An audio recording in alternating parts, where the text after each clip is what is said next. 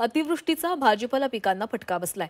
नवी मुंबईतील एपीएमसी मार्केटमध्ये भाज्यांचे दर हे 20 ते 25% वाढलेले आहेत। वाटाणा 100 पार तर गवार, भेंडी, शेवगा ही 50 रुपयांवर पोहोचली आहे। पिकं खराब झाल्यानं शेतकऱ्यांना चांगला दरही मिळेना झाला।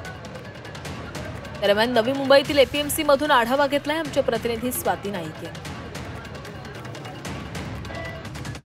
नवी मुंबईतील मुंबई कृषी उत्पन्न भाजीपाला मार्केटमध्ये आपण सध्या आहोत एपीएमसी मध्ये, जिथे आपण बघतोय की भाज्यांची आवक आज झालेली आहे। सोमवार आहे आणि भाज्यांची आवक ही चांगल्या प्रमाणात झालेली आहे। 500हून अधिक गाड्या आज मार्केटमध्ये दाखल झालेल्या आहेत।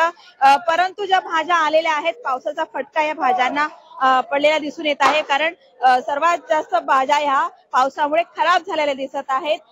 माल खराब झाल्यामुळे जे खराब भाज्या आहेत त्यांचे भाव उतरलेले आहेत, परंतु चांगल्या क्वालिटीचा जो भाज्या आहेत त्यांचे भाव मात्र 50 रुपयाच्या वरती घाऊक मध्ये गेलेले आहेत। म्हणजे जवळपास 50 ते 70 रुपये किलोने घाऊक मार्केटमध्ये या भाज्या विकल्या। त्यामध्ये फरसबी आहे, भेंडी आहे, शेवगाच्या शेंगा आहेत, गवार आहे, अशा सारख्या भाज्या ज्या आहेत 50 रुपयाच्या वरती घाऊक मार्केटमध्ये विकलेल्या जात आहेत। त्या किरकोळ मध्ये मात्र 100 रुपयाच्या वरती गेलेले आपल्याला दिसून येत आहेत। एकंदरीतच आपण बघतोय की भाज्यांची आवक होत असली तरी पण भाज्या खराब असल्याने बऱ्याचशा भाज्या फेकून द्यायला जात आहेत। आता सध्या या मुंबई मार्केट मधल्या दृश्य जे आपण बघतोय त्यामध्ये जे आहे, मुंबई उपनगरांमध्ये देखील 2 दिवस पाऊस पडत आहे आणि त्यामुळे जे छोटे ग्राहक आहेत त्यांनी या मार्केटमध्ये आज पाठ फिरवली दिसून येत आहे। यामुळे जे आहे माल हा बहुतांशी पडून आहेत, नवरात्री आहेत आणि तरी देखील बऱ्यापैकी माल हा मार्केटमध्ये पडून असल्यामुळे एकंदरीतच जो शेतकरी चिंतेत आहे, जो माल तो पाठवत आहे मार्केटमध्ये